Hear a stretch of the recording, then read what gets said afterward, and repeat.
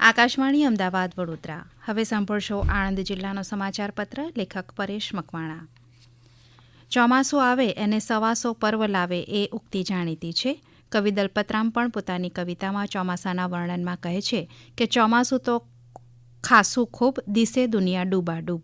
લોક ઉચ્ચારે રાગ મલાર, ખેતર વાવે ખેતીકાર. ચંપા ચમેલી જુઈ જાય, ફૂલ ગુલાબ ભલા ફૂલાય. છત્રી ચોમાસે સુખમાટ, ચાખડીઓ હિંડોળા ખાટ. કાળઝાળ ગરમીમાં બાફ અને ઉકળાટના કારણે ત્રસ્ત થયેલા આણંદ જિલ્લા અને ચરોતરમાં જનજીવન ઉપર આખરે મેઘરાજાએ મહેર કરી અને જૂનમાં ઝરમર વરસાદ થયા પછી જુલાઈ માસના અંતે આણંદ જિલ્લામાં સરેરાશ 35થી 40 ઇંચ વરસાદની આવશ્યકતા વચ્ચે હજુ સિઝનનો માત્ર 17% જેટલો જ વરસાદ નોંધાયો છે. જોકે 24મી જુલાઈએ માત્ર 4 જ કલાકમાં બોરસદ શહેર અને તાલુકામાં 14 ઇંચ વરસાદ ખાબક્યો હતો, જેને પગલે બોરસદ શહેર અને આસપાસના 10 કિલોમીટરના વિસ્તારમાં પાણી ભરાઈ જવાના કારણે જનજીવન ખોરવાઈ ગયું હતું. એક વ્યક્તિનું પાણીમાં ડૂબી જવાના કારણે મોત થયું હતું. 400 જેટલા લોકોનું સ્થળાંતર કરવામાં આવ્યું હતું. જોકે 4-5 દિવસમાં પાણી ઉતરી ગયા બાદ હવે જનજીવન થાળે પડ્યું છે. તારાજીગ્રસ્ત બોરસદની પ્રભારી મંત્રી ઋષિકેશ પટેલે પણ ખાસ મુલાકાત લીધી હતી. આણંદ જિલ્લાના 8 તાલુકા પૈકી અત્યાર સુધીનો વરસાદ જોઈએ તો સૌથી વધુ વરસાદ બોરસદ તાલુકામાં 24.75 ઇંચ નોંધાયો છે, જ્યારે સૌથી ઓછો વરસાદ ઉમરેઠ તાલુકામાં માત્ર 9 ઇંચ જેટલો થયો છે.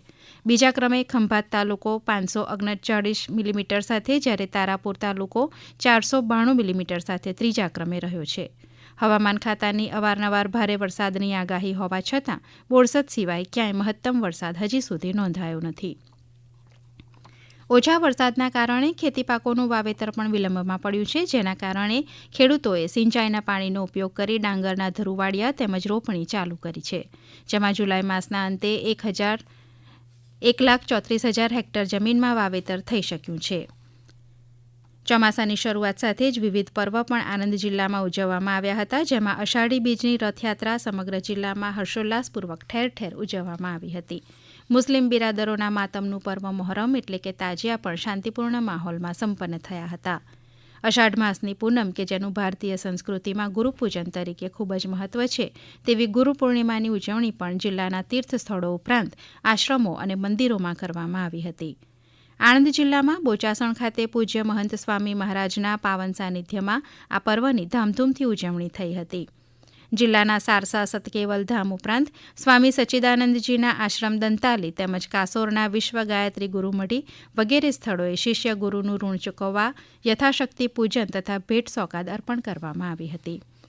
શ્રાવણ માસ પૂર્વે હિન્દુ ધર્મમાં હિંડોળા પર્વનું મહત્વ છે, ત્યારે ઉચાસણ ઉપરાંત વલ્લભ વિદ્યાનગરના BAPS સ્વામિનારાયણ છાત્રાલયમાં સંતો અને ભક્તો દ્વારા ભવ્ય કલાત્મક હિંડોળામાં ઝૂલતા ભગવાન સ્વામિનારાયણ કે જેમનો ભાતીગળ ચાકડાનો ભવ્ય કલાત્મક હિંડોળો બનાવાયો છે, હરિભક્તો ભાવવિભોર થઈને આ હિંડોળાના દર્શન કરી રહ્યા છે. ઉપરાંત અન્ય મંદિરોમાં પણ વિવિધ ખાદ્ય પદાર્થો તેમજ ચીજવસ્તુઓમાંથી કલાત્મક હિંડોળા બનાવ્યા છે. જ્યારે પવિત્ર શ્રાવણ માસ પણ દસ્તક દઈ રહ્યો છે અને ભોળા શંભુની આરાધના માટે આગામી સોમવારથી પ્રારંભ થઈ રહ્યો છે, ત્યારે શિવાલયો પણ નવા રૂપરંગ ધરી રહ્યા છે. ગુજરાતની સૌપ્રથમ એન્જિનિયરિંગ કોલેજ કે જેની સ્થાપના ભાઈકાકાએ કરી હતી તેવી વલ્લભ વિદ્યાનગરની બિરલા વિશ્વકર્મા મહાવિદ્યાલય BVM ખાતે વર્તમાન સમયને અનુલક્ષીને સ્ટેટ ઓફ આર્ટ્સ ઇન્ફ્રાસ્ટ્રક્ચર ઊભું કરવામાં આવી રહ્યું છે, જેના ભાગરૂપે centre for research and innovation in semiconductor centre of એક્સેલન્સનું ઉદ્ઘાટન ચરોતર વિદ્યામંડળના ચેરમેન ભીખુભાઈ પટેલ, યુનિવર્સિટીના પ્રેસિડેન્ટ સુરેન્દ્ર પટેલ વગેરે મહાનુભાવોના હસ્તે BVMના પ્રિન્સિપાલ ડોક્ટર ઇન્દ્રજીત પટેલ દ્વારા કરવામાં આવ્યું હતું. રાજ્ય સરકારે આણંદ નગરપાલિકાને મહાનગરપાલિકા બનાવવા માટેની બજેટમાં જાહેરાત કરી હતી. તેના સંદર્ભમાં આણંદ નગરપાલિકાની યોજાયેલી સામાન્ય સભામાં આ દરખાસ્તને બહાલી આપવામાં આવી હતી. આપ સાંભળી રહ્યા હતા આણંદ જિલ્લાનો સમાચાર પત્ર. લેખક પરેશ મકવાણા. પ્રસારણ આકાશવાણીના અમદાવાદ વડોદરા કેન્દ્ર ઉપરથી કરવામાં આવ્યું.